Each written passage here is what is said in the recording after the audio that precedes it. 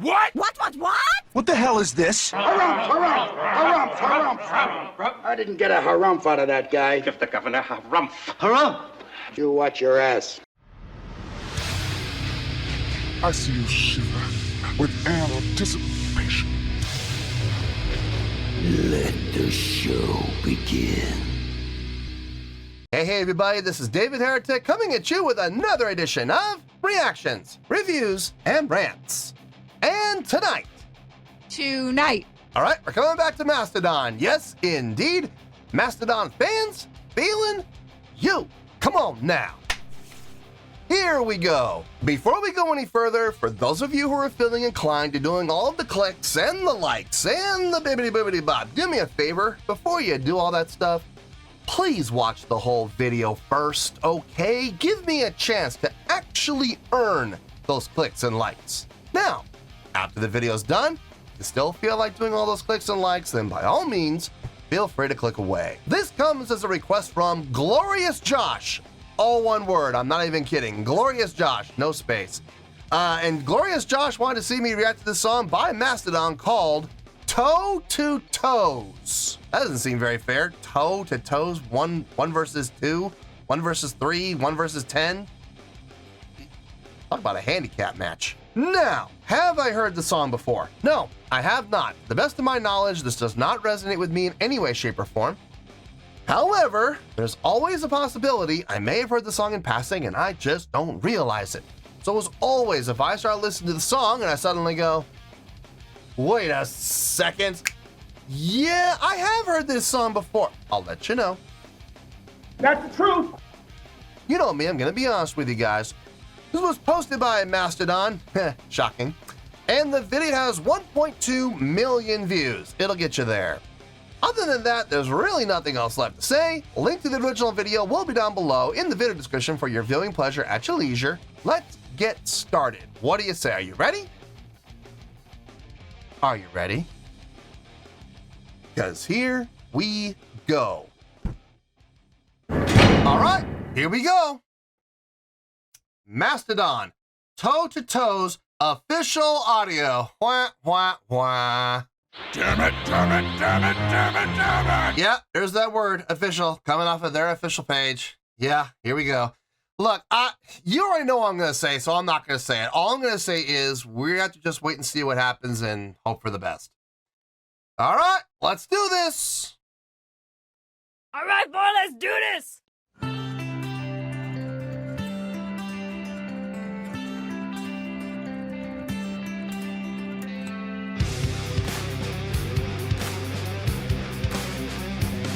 Oh, wait a minute.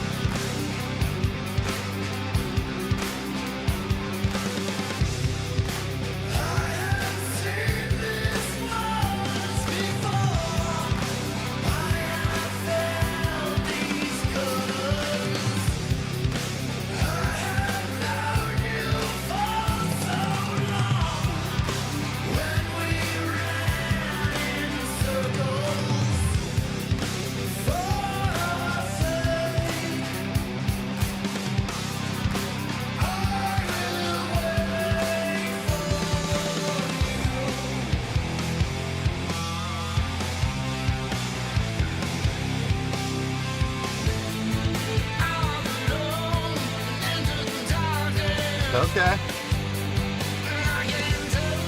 Please tell me we're going to go back to 6/8 though.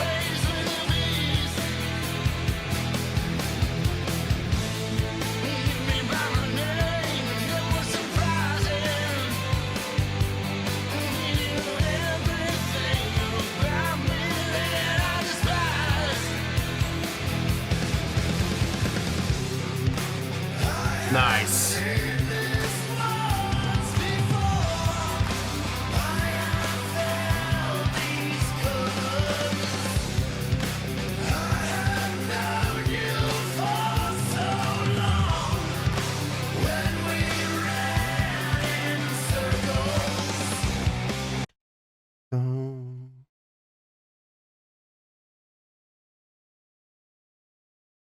We're in C? Are we really? We're in, I think we're in C. Hold on. let me check something here. Excuse me while I whip this out. Okay, so here's the deal. It is C. It's not exactly a C. It's a little bit sharp. It's somewhere between C and C sharp. This is tuned down a whole step, so I'm gonna be using this. It's my open D string is a C. Okay, so what the bass player is playing is actually kind of interesting. I picked up on it right about 20 seconds ago. Playing the pedal D to start. Playing that, well, it's the pedal C actually. Now he goes up to the 5th, an octave above to there. So he's playing the 5th off of this C, but remember he's starting on the pedal. So he's going pedal to the 5th, to the octave, to the 5th again. Now instead of going down to the root, he's playing the pedal.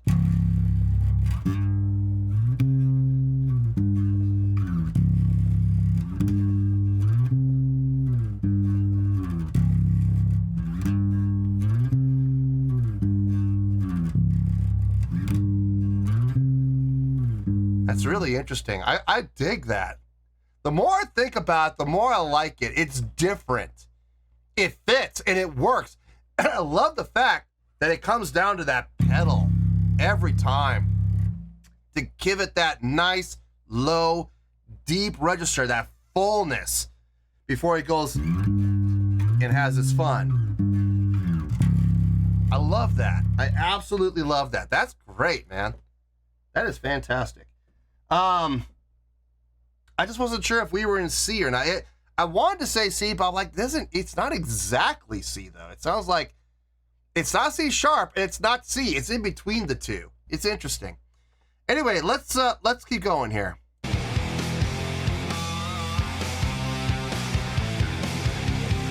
Back into the 4/4 again.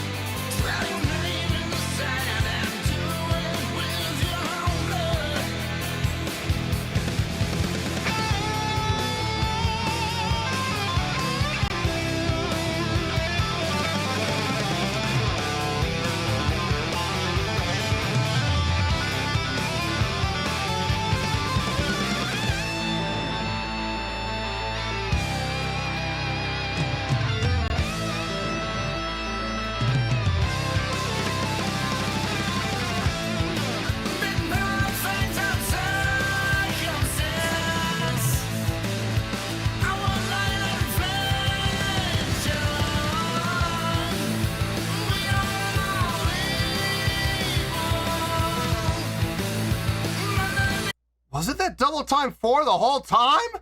Nah.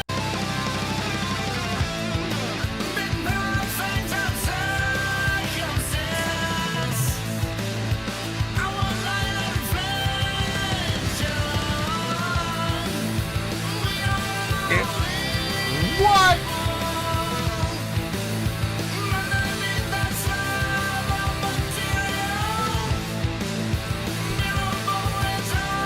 They did that well. They did that really well. You gotta give them credit.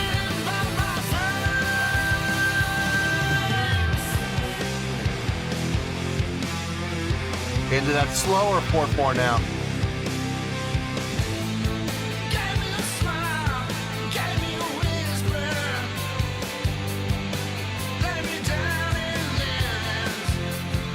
I hope they end with the 6/8. I really do.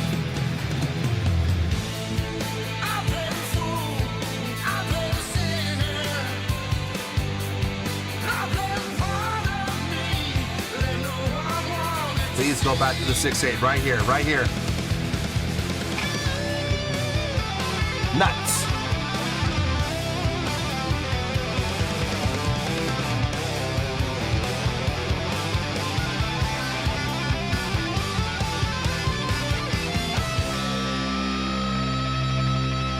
nuts. I really wish they had gone back to the 6/8. That's all right.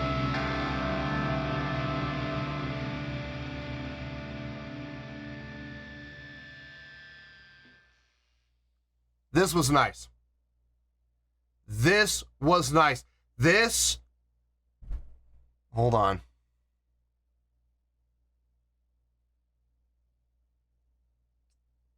Maybe. I'm contemplating whether I want to say something or not. And I just might say it. I have to think about it. I don't want to stick my foot in my mouth and regret it.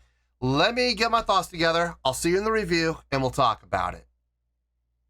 Well, there you go, folks. That was Mastodon with Toe to Toes. This was a request from Glorious Josh. All one word, no spaces, I kid you not.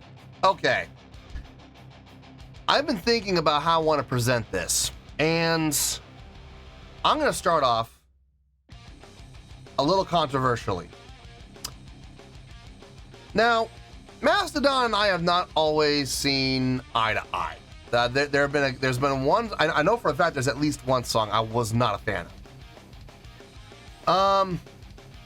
But I gotta say, and I don't make this statement lightly. For those of you that have been watching the channel for any amount of time, you know this is not something that I say in every single video. I know there's a lot of reactors that do. There's a lot of reactors that'll go out there and every single time they do a reaction to any band, they'll say the following statement.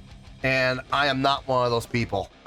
If I say this, I mean it, and I don't say it very often. But after thoughtful and careful consideration, I'm going to go on record and I'm going to say this is my favorite song that I've heard so far from Mastodon. This was fun to listen to. It was a great tune. It was a fun tune. It kept me engaged. It kept me interested. And it was very well thought out and very well executed. And having said that, on a scale of 1 to 10, I'm going to give this an 8.3. Yup, 8.3. I feel good about that score. Let me tell you why. Why? Okay, first things first, an 8.3. What does that mean? Well, an 8.3 means it's getting a great scale rating because I think it's a great song. It really is. I think this is probably the best written song I've heard from Mastodon so far.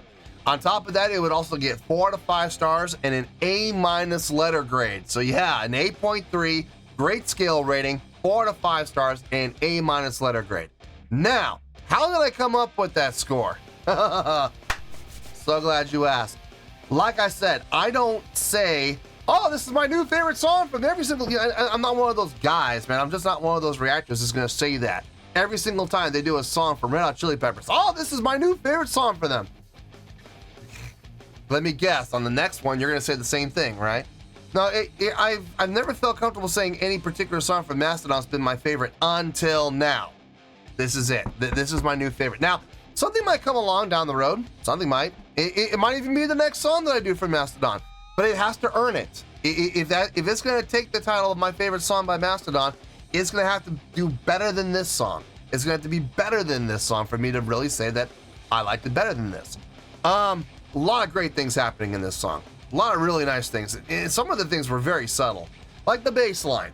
I didn't catch it at first. I didn't catch it until almost halfway through the song, where I heard that pedal note, the pedal octave down, up to the 5th above the root, up to the octave above the root, down to the 5th of the root, skip the root and go an octave down to the pedal. You know, I was like, that was really cool. You don't hear that too often. I like that. I like how he was able to utilize that pedal note and get that fullness, that richness, that depth that you can get out of the bass, and then moving up, not to the 5th above the pedal, you know, not doing that, not even hitting the root, going to the 5th above the root, and then the octave above the root, down to the 5th above the root, all the way down to the pedal. I love that.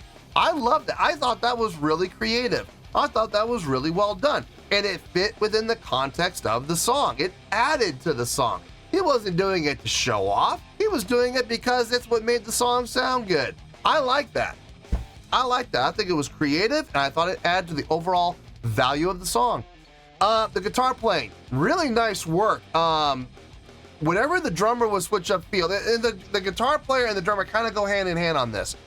Whenever the drummer would switch up feel, whether we were in that 6/8 feel, the straight ahead 4/4, the accelerated 4/4, not double time, an accelerated 4/4, or back to the regular 4, or back to that 6/8 feel. Doesn't matter where we were, the guitar players playing fit the feel of the song with the picking. Sometimes it was just pure chord strumming, like on the straight ahead 4/4 section. It was chord strumming. But when we were in the 6/8 section, he was picking the 6/8 pattern. When we went up to that accelerated 4/4, it kind of became a hybrid of the two, which I was very impressed by. Always kind of switching gears, along with switching gears within the song.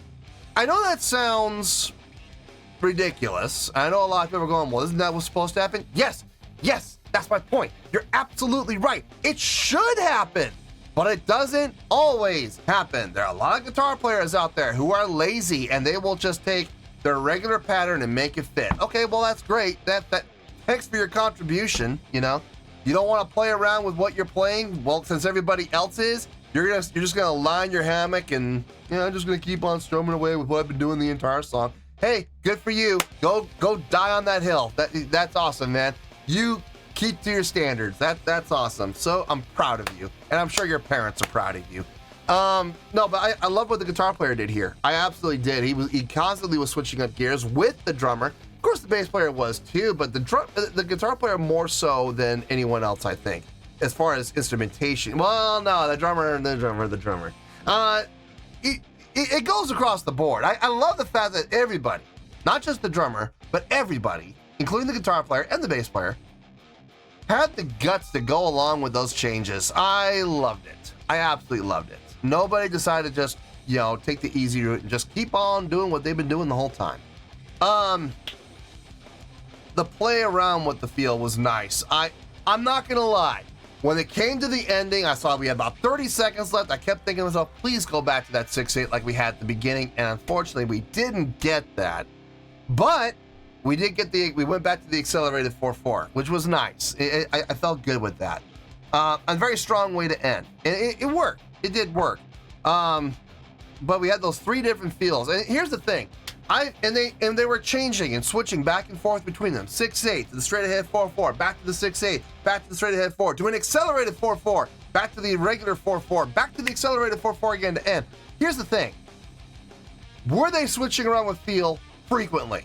I don't know if I would go as far as say frequently, but they did a number of changes and they came back to them. You know, they played each one at least twice. And I know I've been critical of bands in the past that do change feel and do change tempo, you know, frequently. But here's the difference. Number one, they did it in a very tasteful way, where when they would change, they stayed there for a while. They gave the listener a chance to get into the new groove. They gave the listener a chance to get into the new feel, and they stayed there for a while before changing up. My biggest complaint about Mastodon in the past is they would change feel and they would change time signature and they would change, you know, tempo way too rapidly, way too quickly, way too often. They never gave the listener a chance before they would switch gears. You know, and they did that on one song. I forgot which song it was, but I know there was one song where they did that, and it really upset me. I don't remember which one it was. But, I mean, and there have been other bands who I've known have been guilty of this as well. And it's like, what? Okay, great. Show off your theory. Congratulations. You know, but at the same time, you're not really giving your listener a chance to really get into the song on a first listen. Now, you take that same song, you listen to it 20 times, you memorize where the changes are going to happen, then yeah, you can get into it, sure, because you're able to anticipate it. You know where the changes are coming. You know you're only going to be in that 6/8 feel for 2 measures before you switch to 7/4. And you're only going to be there for 2 measures before you switch to 3/4. You're only going to be there for 2 measures before you switch to 4/4. For another 2 measures before you switch. You're able, you know, because you've heard the song so often, you know where each change is going to be, so you're ready for it. When we're talking about a first listen, you're really making a first impression. And when you're doing all those switches, you're not really giving the listener a chance to get into the groove. You're not. So that's why I get upset when I see bands do this, you know? And the argument can be, well, what about Dream Theater? What about the Dance of Eternity? Here's the thing. The first time I listened to the Dance of Eternity, I hated it. I absolutely hated that song. I couldn't stand that song the first time I listened to it. And I had to force myself. Luckily, the rest of the songs on that album, you know, with telling this big, long story, luckily the other songs were a lot easier to listen to. Like, you listen to Home. Right before the Dance of Eternity, you have Home, and then you have One Last Time, you know, sandwiching the Dance of Eternity.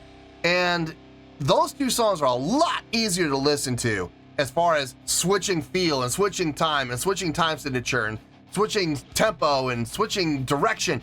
Not every 2 or 3 measures, you know. Those two songs on either side of the Dance of Eternity, very easy to listen to. It helped. It helped a lot, because all I could think of the first few times I listened to the Dance of Eternity was, I can't wait to get to the next song. And then I would want to go back and listen to Home. Home is my favorite song on that entire album. And listen to Home, and then get into Dance of Eternity. And the more often I did it, the more I was able to listen to the Dance of Eternity and go, okay, I'm starting to pick up on where things are. I'm starting to pick up on the rhythmic patterns. I'm starting to pick up on the feel changes. I'm starting to pick up on the feel changes and the tempo changes and the time signature changes. Eventually I had the song memorized. And now I'm able to enjoy it, and I can listen to it all day long because I know where the song's gonna go. I know where the groove is. I know when to groove where and when and how. That's the most important, is the how. How to groove to that song here, here, here, here, and here.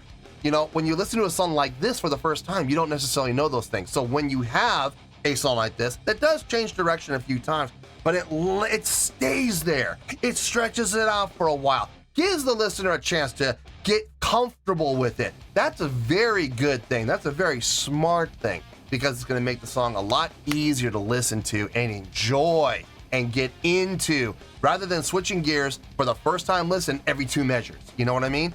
So I think that was really smart. I like how they did it. They did change often, but they didn't change frequently, which is the big difference.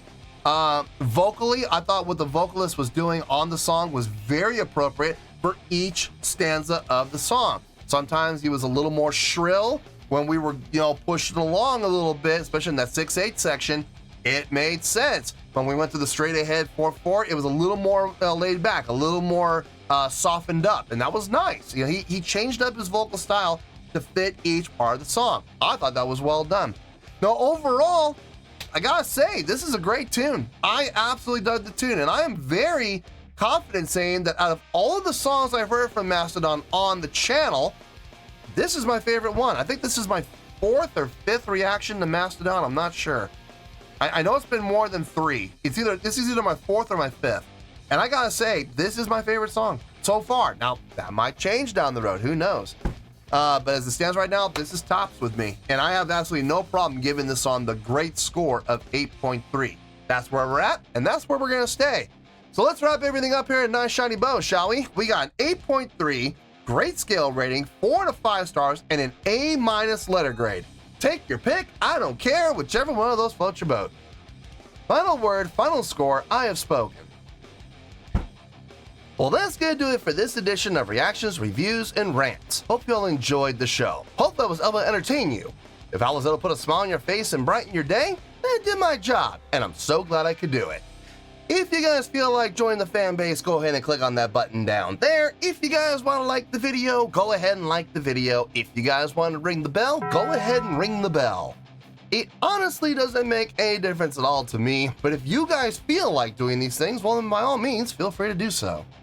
Well, that's going to do it for the night, folks. Thank you very much for watching, and as always, this is David Heretic signing off, reminding you to stay fabulous and support each other. Later. Peace.